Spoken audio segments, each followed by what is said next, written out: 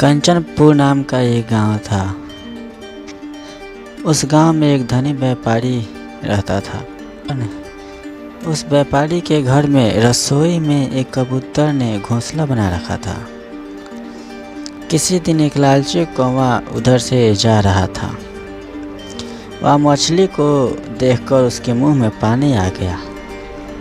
तब उसके मन में विचार आया कि मुझे इस रसोई घर में घुसना चाहिए, लेकिन कैसे घुसूं, यह सोचकर वो परेशान था। तभी उसकी नज़र वो कबूतर के घोंसलों पे पड़ी। उसने सोचा कि मैं अगर कबूतर से दोस्ती कर लूं तो शायद मेरी बात बन जाए। कबूतर जब दाना चुगने के लिए बाहर निकला तो कौवा उसके साथ साथ निकलता है। थोड़ी देर बाद कबूतर ने देखा कि कौवा उसके पीछे पीछे है। इस पर कबूतर ने कौवे से कहा, भाई तुम मेरे पीछे क्यों हो? इस पर कौवे ने कबूतर से कहा, तुम मुझे अच्छे लगते हो, इसीलिए मैं तुमसे दोस्ती करना चाहता हूँ। इस पर कौवे ने कबूतर से कहा कि मैं कैसे दोस्त बन सकता हूँ? हमारा और तुम्हारा भोजन भी अलग अलग है। मेरे पास घर नहीं है, इसलिए हम साथ साथ तो नहीं रह सकते।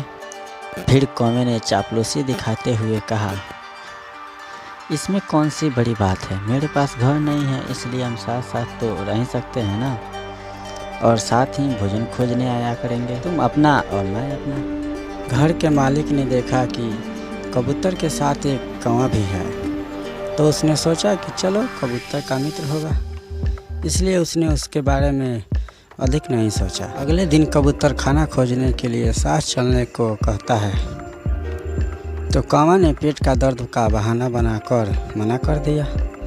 इस पर कबूतर अकेले ही चला गया कि कौवे ने घर के मालिक को यह कहते हुए सुना कि नौकर को कुछ मेहमान आ रहे हैं, इसलिए तू मछली बना लेना। इधर कौवा नौकर की रसोई से बाहर निकलने का इंतज़ार ही कर रहा था कि उसके जाते ही कौवे ने थाली की ओर झपट्टा मारा और मछली उठाकर आराम से खाने लगा।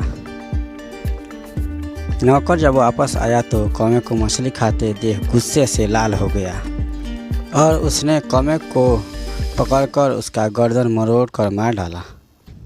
जब शाम में कबूतर वापस आया तो उसने कौवे की हालत देखी तो सारी बात समझ गया।